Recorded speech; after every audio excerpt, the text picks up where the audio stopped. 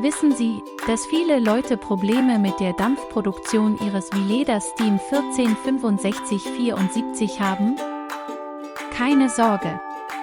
In diesem Video zeigen wir dir, wie das geht. Lass uns anfangen.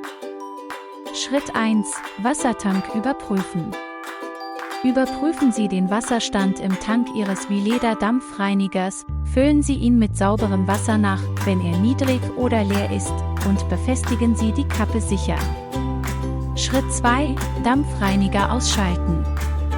Schalten Sie den Reiniger aus. Nehmen Sie die Kappe ab und füllen Sie den Tank mit bis zu 0,4 Litern Wasser, dann befestigen Sie die Kappe sicher. Schritt 3: Selbstverteidigungsmodus überprüfen. Wenn der Reiniger immer noch Geräusche macht, befindet er sich möglicherweise im Selbstverteidigungsmodus, die LED wird in diesem Modus rot.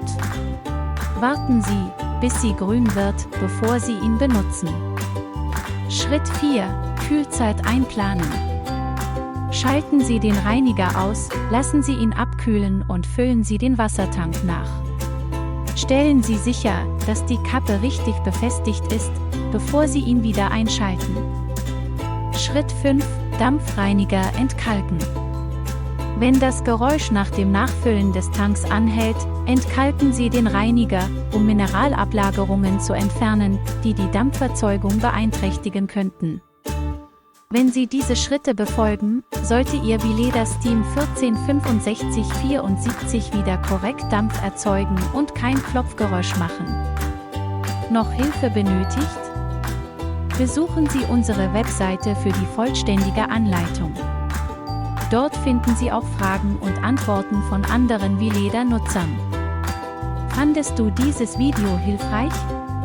Indem du abonnierst, hilfst du uns, weiterhin Nutzerfragen zu beantworten. Abonniere unseren Kanal.